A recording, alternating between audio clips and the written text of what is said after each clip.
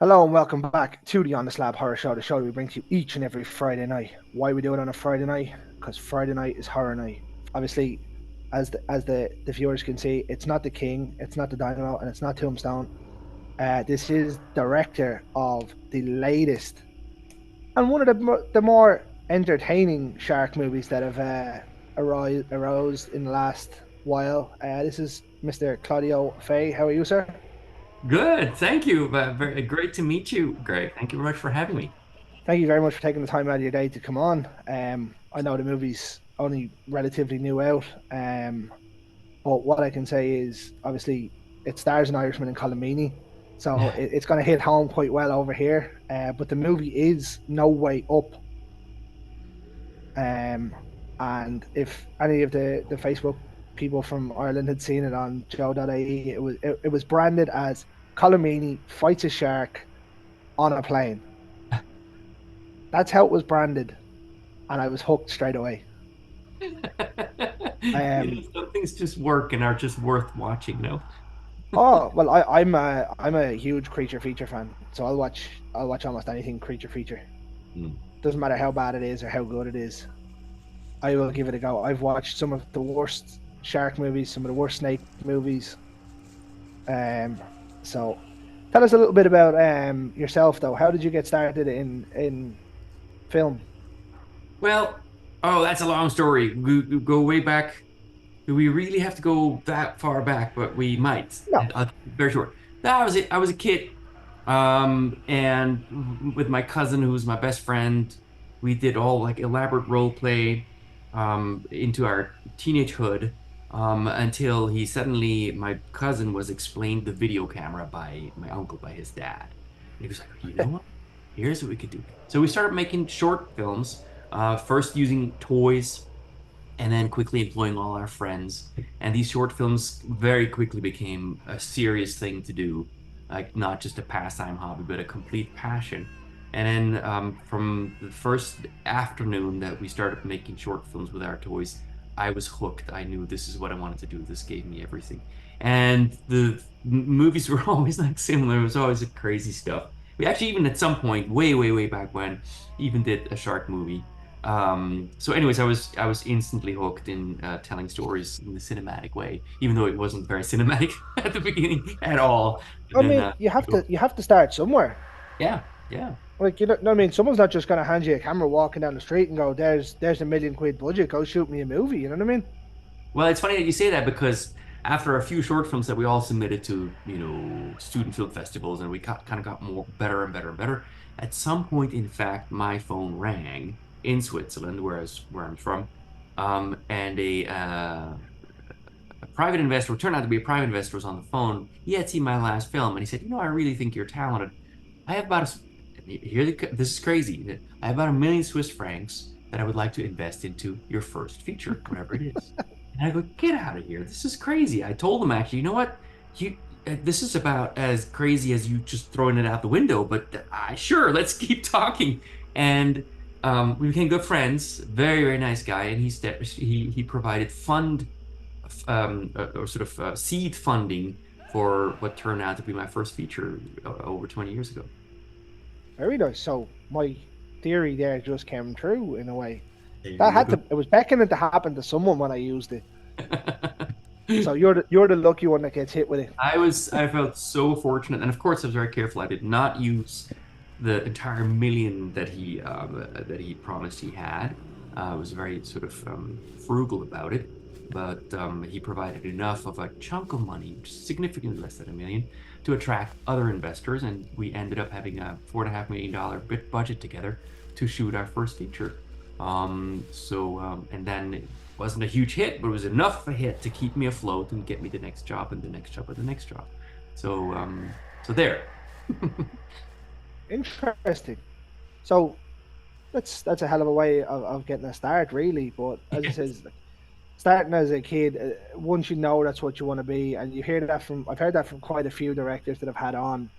It's just there once they're younger and they do it once. It's like, yeah. I And I'm mean, I sure would I'm say, sure most people have done that at one stage or another, had a camera in their hand and were like, oh yeah, we'll yeah, try yeah. this. I mean, there's so many people that I've worked with throughout the years, like super successful people that have started out this exact same way. It seems to be a through line. But the thing is that I thought I knew I wanted to become a director when I was a kid making short films. I had no idea what I was imagining a director to be.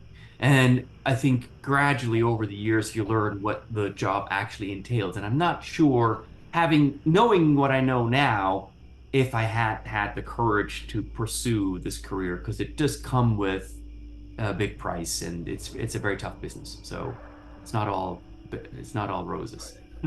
I mean, I heard it in a comedy years ago when I seen it in The Girl Next Door. You got to ask yourself, is the juice worth the squeeze? And Yeah. so it must be if you're still doing it. I mean, well, of course it is, because if you get to do it, I mean, look, I sank a plane in the bottom of the Pacific Ocean with Colomini and Phyllis Logan and a bunch of super talented actors in it, and I got them to be attacked by sharks. I mean, this is a crazy job. It's a wonderfully crazy job. You can go places where nobody else can and maybe should. Yeah, But I it's don't recommend landing a plane in the Pacific Ocean now, but not um, the best place, that's true.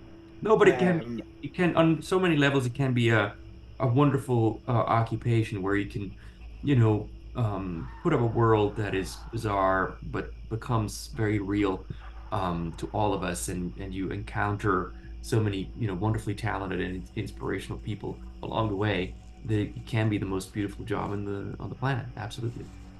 I mean, we might as well not hang around then. We'll jump straight into where did the idea for No Way Out come up then? So No Way Up came to me from Andy Mason. Andy Mason is the co-CEO of Altitude Films in London. And we briefly had met on another project that unfortunately never came about, but then he suddenly called and said, we got this script that I wrote that we'd love for you to look at and see if you'd be interested in directing.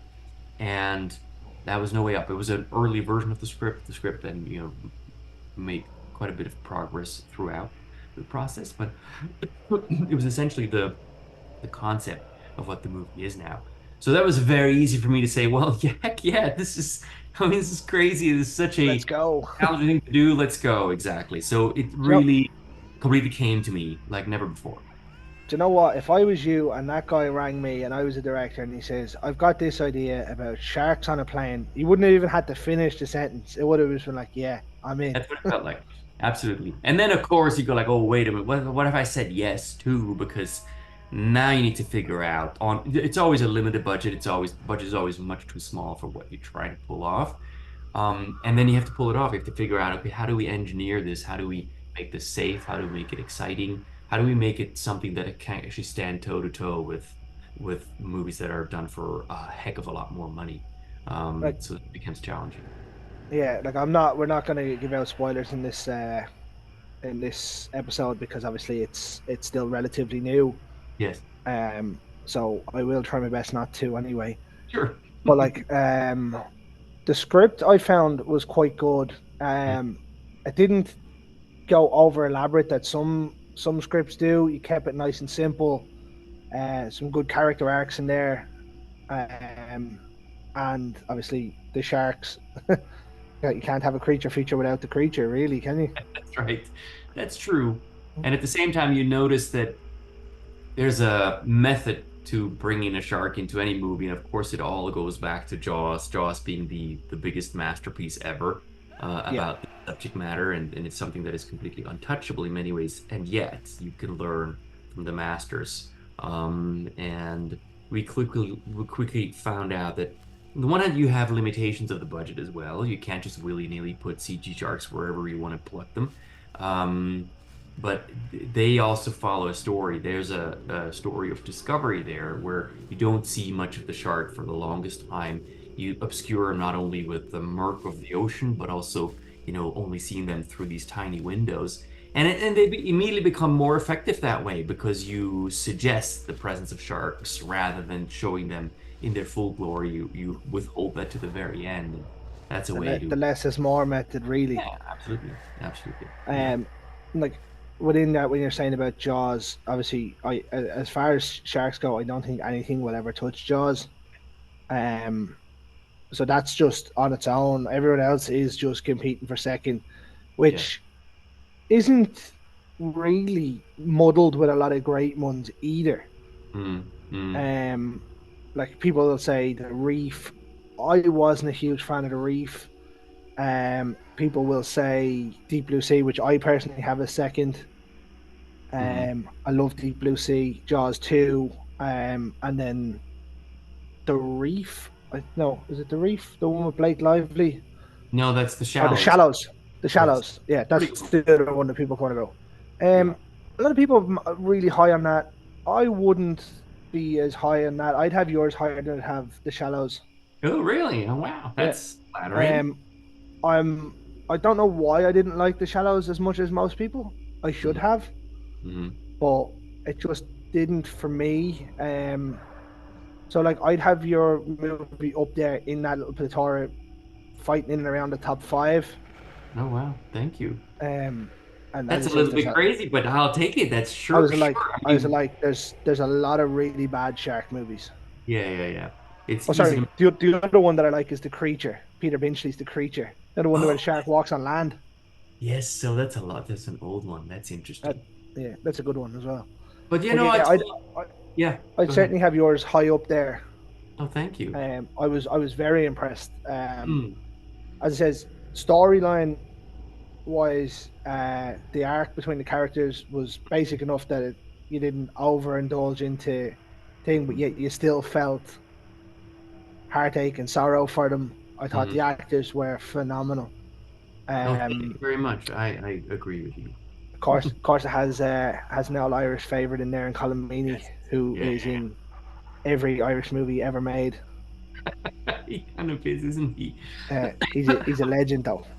To He be fair, the absolutely. man's got himself into some huge budget movies as well. He was in Con Oh, I Air, mean, everything. People are, oh, totally. In the 90s, it seems to have he seems to have been in pretty much every movie. You know, there's not a movie you can look without that you can watch without seeing him in it.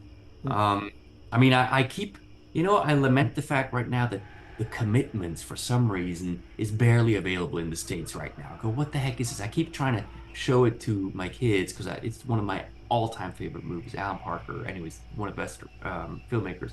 The Commitments. He's in it. Of course, he's in it. of course, he has to be. It's an Irish movie. Yes, exactly.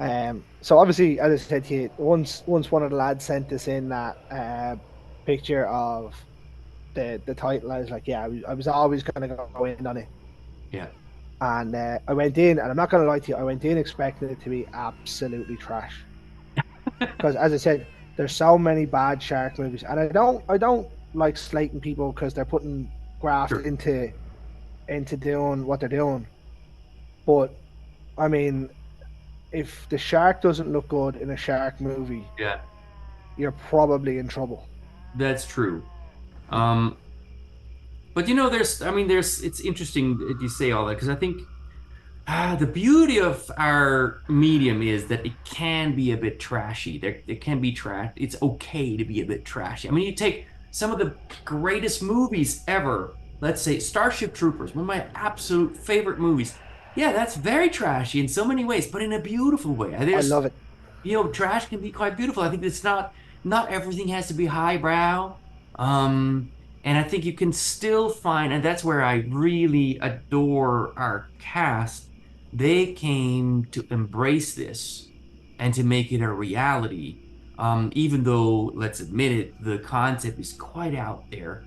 And it could Oh yeah, easily tip to complete trash territory, but still telling a story of a young woman who finds her inner strength, resilience because of who's around her. And we should mention Phyllis Logan's character, who's sort of this epicenter amongst the group and gives her hope and gives her inspiration and allows her to grow above who she thinks she is. That's a beautiful story, all wrapped in quite some, interesting, should I say trashiness, but B moviness. You know what I mean? And there's like still something to it.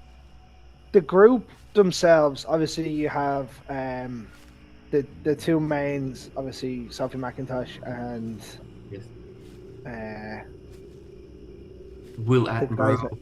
That's the one. I couldn't think of his name, but their friend.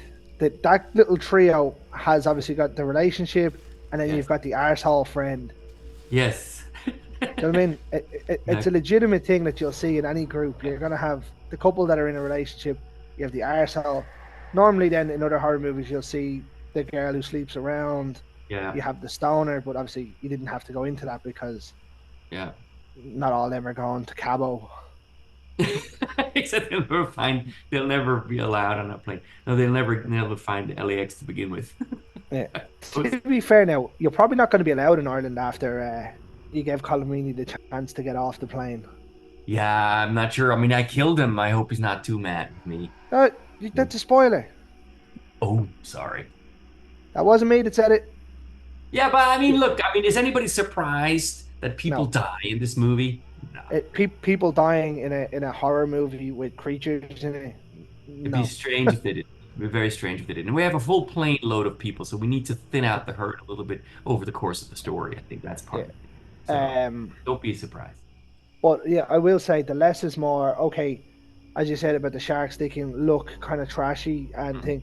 What I find is when films took it too seriously, Mhm. uh, and then had like an awful shark that Mhm. does like mad flips and stuff. I'm like, why? Like, if you're gonna be Yeah. serious, just don't use the shark. Yeah. But you know, it's a tricky balance because I think it's all about tone. And again, going to the absolute master of all of this, Spielberg, if you take the original Jurassic Park, it hits such a precise tone between awe and terror and fun. Yeah. He does that like nobody else can, and you can only aspire to have moments of that in your movie. And it's very difficult to hit the right tone between. So the sharks, as real as they look in most of the shots, their behavior also being somewhat contained and somewhat realistic in some of the shots. Some of the stuff they do is completely bonkers. It's just not, it doesn't. And then you have to somehow. I think it's the same with the plane crash. Let's say because there is a plane crash in it. I think that's not a spoiler. I think that's Hmm. pretty clear. Well, I mean, Um, the sharks aren't getting on a plane otherwise. well, exactly. How else can they get into the plane?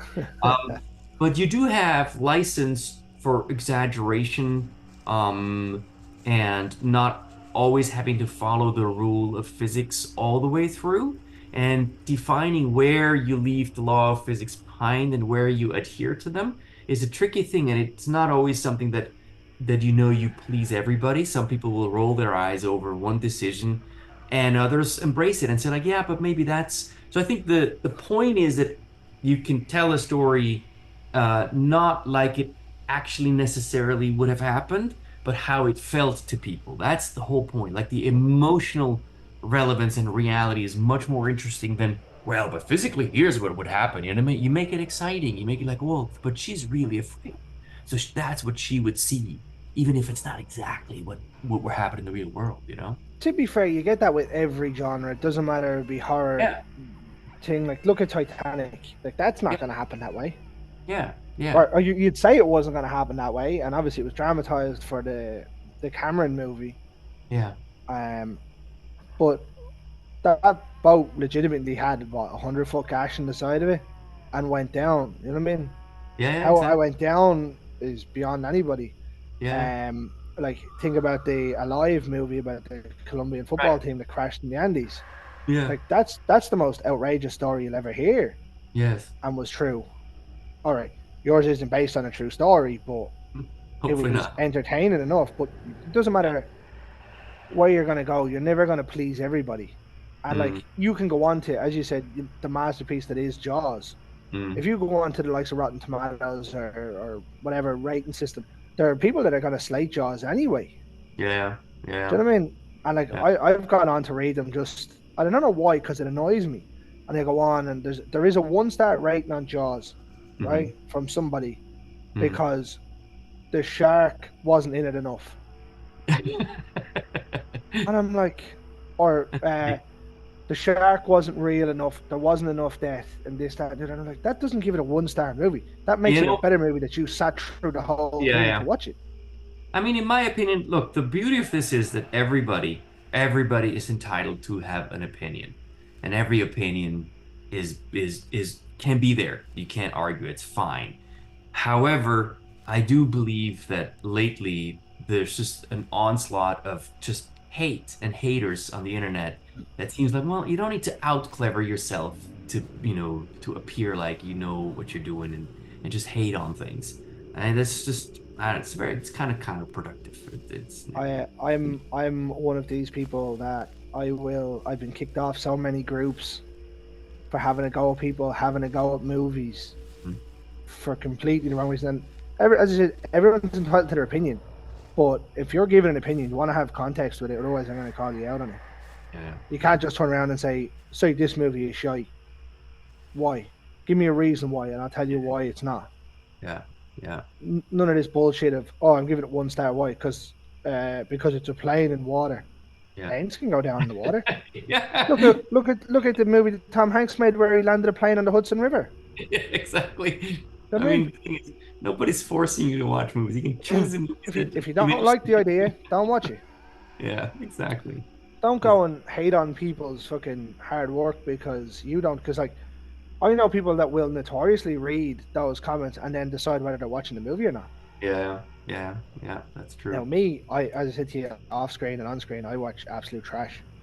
I sometimes, sorry, excuse me.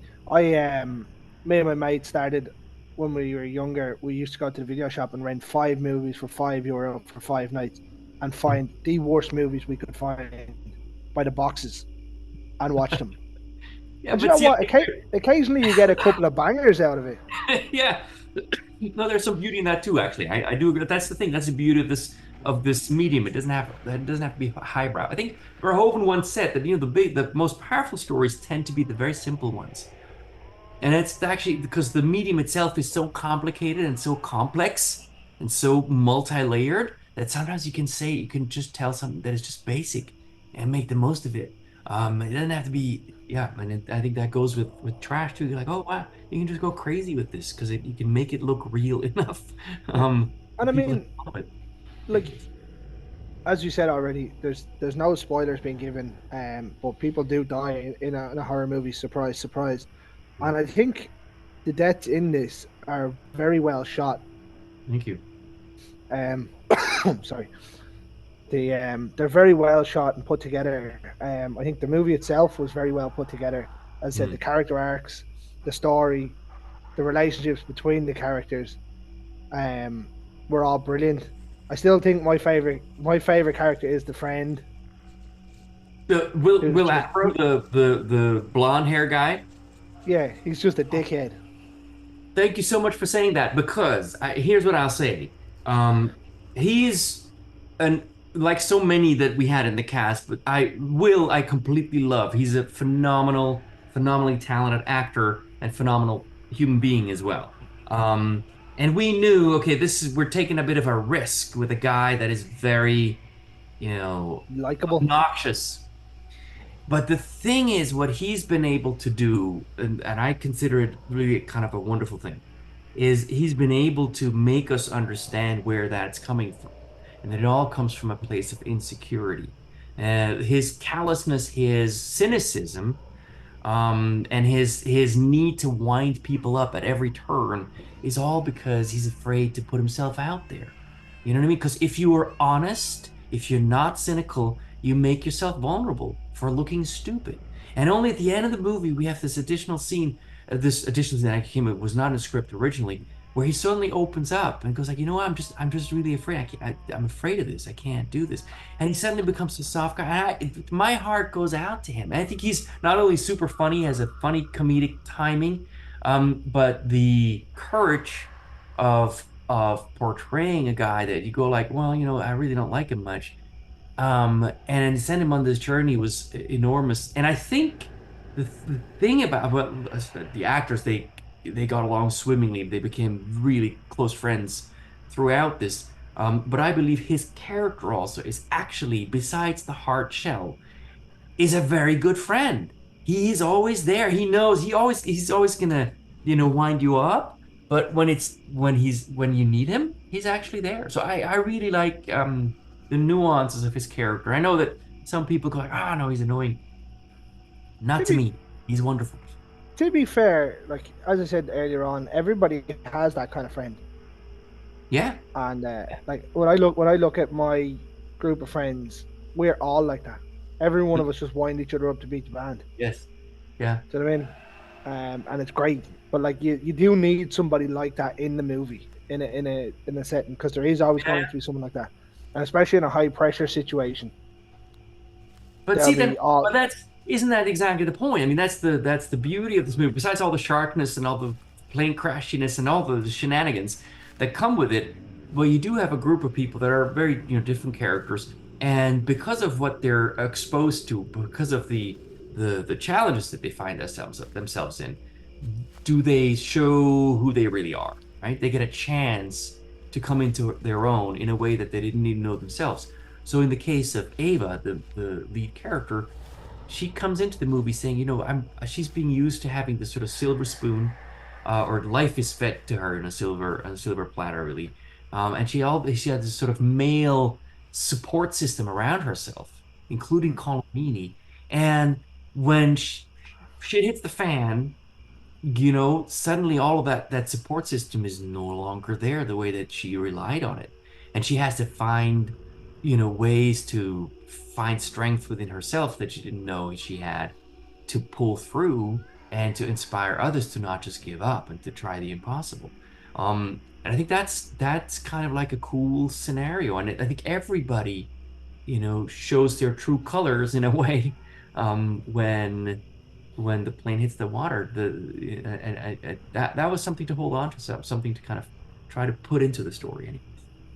I think, as I said, the character arcs between the group, even between Ava and Colomini's character, was brilliant, Mm, and you could tell that he really did, like, uh, he had a lot of feeling for her, because yes. obviously he's known her since she was a Yeah. baby. Do Yeah. you know what I mean? But like in true typical Colomini style, the ending Oh, was give it away. it's all. I'm not gonna no, I'm not gonna give away. You already spoiled it though. Yeah, I did. Yeah. But it's true. I mean, he does it so effortlessly. That's the thing, right? You see a Yeah. true master at play. And it just seems to, I mean, he's done this many times before. But seeing it up close and personal, you go, oh, wow. It can be so easy, can it? It can be He's so easy. a he's an all round genius though, that lad. Like Mm, as you said, he was in everything from intermission to Con Air. yes, So it must have been a real bonus to get somebody like that in. absolutely. Um, obviously you're the director, but he could obviously help other actors on set and help them get better. Absolutely. I think we have these two veteran actors in our movie, Colm and Phyllis Logan. And they both, of course, were people that the youngsters aspired to. Mm. Um, and I will say, in addition to Colm, what Phyllis brought to the table and to set was just unbelievable. She's the warmest, nicest, kindest, funniest person you can imagine. And she does, I mean, we were in ridiculous situations. Ridiculous, but really fun because we had our plane. The plane was an actual plane interior with all details, and we sank it into a big old tank hanging off of a big truss. And we were inside, and it was all real. And we spent days and days in the water, like all the actors, myself, the DP, most of the crew, swimming around in this pool. And Phyllis could not have been in a better mood every day. And she How inspired all the young actors to kind of try everything and not be restricted by anything. It was very, very how welcome. how tiring was that? Like obviously you've shot other movies, but how tiring was it to shoot underwater? So yeah, that's a good question. I never shot this much underwater and in the water. So we were all a bit afraid of it. Also, something to note is that, we were basically in a big tunnel, that sinks down. So it's very dangerous. If the whole set would have given, it would have Yeah, sank yeah. off. So we had a big marine crew around us, safety divers that kept us safe. Everybody had their own safety diver attached, or assigned, and they made sure that nobody ever, went down. And so we felt like, oh, this is gonna be really terrible and very cumbersome, and we're gonna hate it. The opposite was true. The we Yes, the shoot was very slow. So suddenly you go from shooting an ordinary maybe 3 pages a day or 4 pages in order to get the movie done in time. You suddenly, slow down to maybe a page, maybe a half a page a day because everything is going so slowly. But we loved it. It was the water was warm, I will say. And That's not fair. Then of course you weren't miserable if the water was warm. that's acting. But we really loved it. It was almost like I wouldn't call it a spa exactly, but but It was it felt very soothing. it was a nice cool 37 degrees. Yes, exactly. But by the time we Look, were done with this, we really missed the tank. It was such a surreal and cool environment, and also made it easy to kind of imagine the surreal nature of the situation. Everybody missed it at the end. I mean, like as it says, to do it the way you've done it by dropping basically a steel tube into a tank and doing it properly, it makes the movie look better. So obviously, when you see the water rising, it's legitimately rising. Yeah, that's what it is. Um, I mean, Brilliant. the set just sank, right? It was on hydraulics, not on hydraulics. It was actually on Um, motors, free motors, until we could basically correct the angle and the depth of it all. So at some point during a scene, we were all in there, and the set was just being dropped, lowered into the water. So we went from belly button all the way up to our nostrils. And I tell you, it's kind of scary, actually, you know. And then the guys two of them had to dive out and get to the other side where they could come up. And us and Phyllis were in there, and the water would just would go up to our necks. And you go like, oh man, where's my exit route? Because very claustrophobic, very nice. I am. I'm a bit more conscious on time as well because I know we're under a slight bit of a constraint. So, Sure. um, as this is I rank it up there as one of the better shark movies that I've seen. I'll certainly 100% watch it again. Thank you very much, Um, Greg. That's lovely to at, hear. Thank you. at some stage, won't be this year though because I have a tendency that I'll only watch a movie once a year. Sure, I understand. Unless it's Jaws. When I went on holidays a couple of years ago, with my wife and the kids, we were in the hotel because they were in bed early. And the first night we were there, I flicked on and Jaws was only starting. And I was Ooh, like, that's well, lovely. I was like, I'm not going to watch Jaws. Well, And then see, the second night, Jaws was only starting again, and I was like, okay. well, And I have this problem with Spielberg movies, these really great ones, Jaws being one of them, Indiana Jones, E.T., and all the Close Encounters, all these. The things, once they are on, I can physically not stop watching them.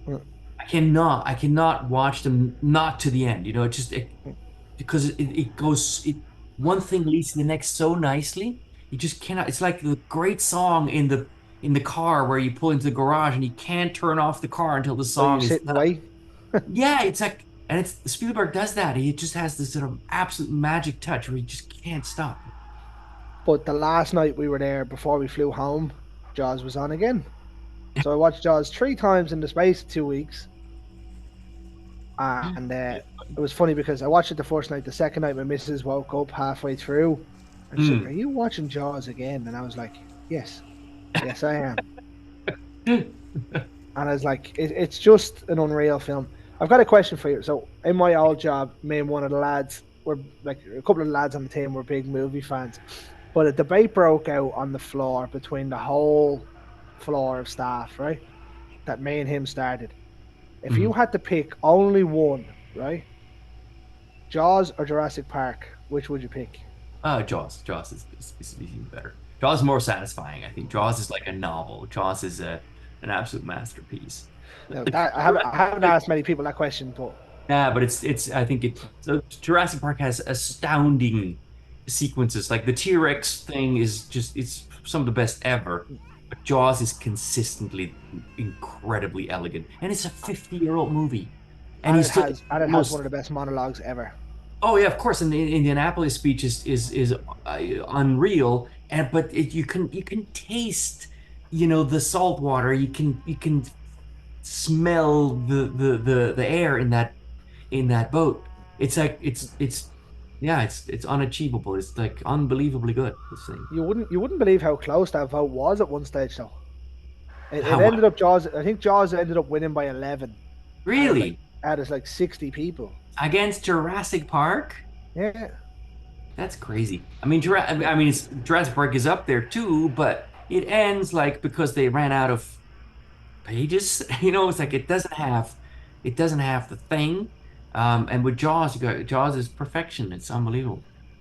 Jaws for me, and I've said it on multiple podcasts, and I've said it multiple times throughout the years. Jaws is the most near perfect movie I Mm, think you'll get. mm. Obviously, you can't say it's perfect because they had issues with the shark, which actually probably made it better. I think it Um, makes it better. And also, the contrary to sort of this common belief that there's very little shark in there, it's not true. If you watch the movie, there's a lot of Bruce. There's a lot of Bruce in there, of practical prosthetic Bruce. It just takes a while, but then he actually gets his day in the sun, and it works I very. think I think they said it was it's an hour and 48 minutes or something, and he's Mm. in it for about 26 or 27 minutes. Yeah, but I think that's what I read somewhere before. I mean, when Quink gets eaten, you see Ah, everything of this fish, and it holds up. It's great because it's so tangible. It bleeds out of all blood. It's really great. So it's it's not like it's not as simple as I remember I once did a movie for Sony. This is my first movie that I did for Sony for a small division, and of course we had very limited budget. And then they always said, yeah, just do it like didn't have enough time, enough money for special effects and stuff. So they told me just shoot it like Jaws, just don't see it. And I go, wait a minute, you want me to shoot this like Jaws? So you give me 100 days? Jaws is not simple. Jaws is just cinematic masterpiece. Yeah, yeah. And no offense to you or to anybody thing, but no one could have done it like Spielberg done it. No, of course, well, of course. And there's not I don't think there's even a director today that could do it as good I agree. as like someone brought it up to me one day in a movie chat, and they were like, Christopher Nolan could do it, and I was like, no, he couldn't. Probably I not. like Nolan and I like some of Nolan's movies, Yeah, yeah, yeah. but there's no way he can do what Well, you know Spielberg that I done with mean, that. it isn't that's the whole beauty of this, right? You have somebody like Nolan or Spielberg or Cameron or Scorsese and they show you how they see the world, and it's very peculiar. It's their POV, their interpretation of. They show you, well, now you must look at this, now you must look at that, and that's how I see it. That's what's important to me. And that's why Nolan would make Jaws like completely different. It probably have to do something with time and Yeah, some cause and effect, and it would be complicated and we have some flashbacks in it and stuff. And that's fine too. But Spielberg, it's just like a punch, it's just a fist, it's like Duel. It's like uh, no frills. It's just complete emotion all the time. that was brought to me with Nolan. My counter to that was if I was to pick a director to make Jaws now, I'd pick John Carpenter. Now, that's a little Now, late. nope, still pick him now. I'd I mean, still say he'd make a better creature feature than 90% of directors out there. yeah, maybe. I see where you go with that. For me, sure. Not I sure love I him. Yeah, Carpenter has his own thing, hasn't he? He Right, has well, he, that's what I'd pick, but I'd rather see it not be remade. but Carpenter also has to do with the music, the atmosphere that he creates with music. It's just so Jaws peculiar. Jaws all over. Yeah, but Jaws, yeah, well, of course. I mean, Jaws is the music too. Jaws, I mean, Spielberg is Williams, and Williams is Spielberg. That's They're one of the same. the luckiest teamwork of the 20th and 21st century. All of us, Yeah. we're blessed to have them. Right, I've got one more question before we finish Yes. up, and it's an old question that we used to Okay. ask guests. Right, so Sure. obviously I've done the Jaws and Jurassic Park one that was a work one. I haven't actually brought that up with the lads. Um, have you seen American Werewolf in London? Oh, a very, very long time ago. I mean, Have you super long time ago. This was like in my teens. Yes, I have have. you seen Dog Soldiers? I have. Oh my God.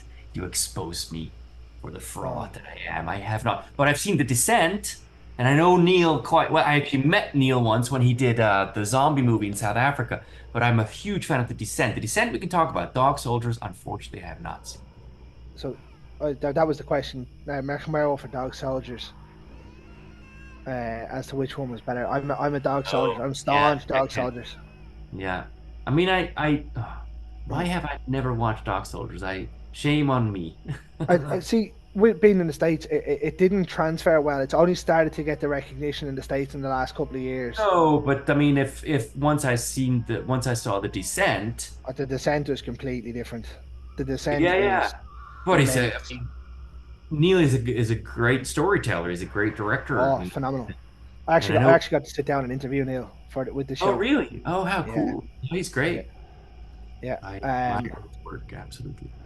But they were the questions.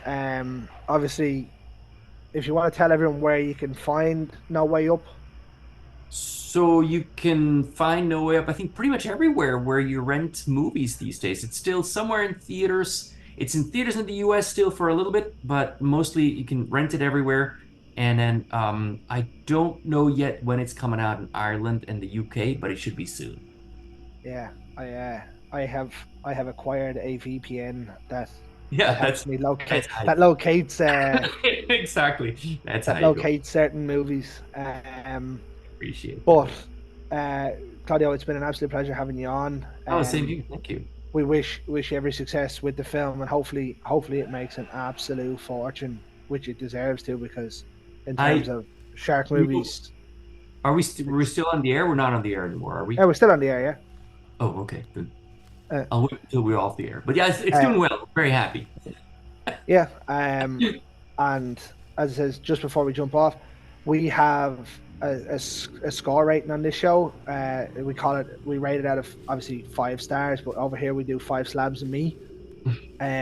For me, so I have a list of 2024 movies that I've watched Hmm. so far, and I ranked them in order of where I think they belong. Hmm. Right, I'm just getting it up here now for you. 2024. I don't know if you can see that there. I have No Way Up third. Ooh. Oh my God. Yeah, Awesome. behind the Thank you. Beekeeper and the Iron Claw. The Iron Oh, Claw was that's phenomenal. awesome. Thank you so much. I'm Um, super honored. yeah. So Oh, I have it. I'd have it rated at about 3.5 out of 5 slabs of me. that's awesome. I'll take that. Yeah, I loved it. I really enjoyed it. Oh, that's Um, super lovely. Thank you so much. but That I means know obviously, a lot to me. yeah. And as it says, I'll recommend it and I'll put it out when I find out where it is over here for people to see. Great. Um, but what we'll do is, folks, we'll finish this up the way we finish every single Friday night. In the words of the great George A. Romero, ladies and gentlemen, stay scared.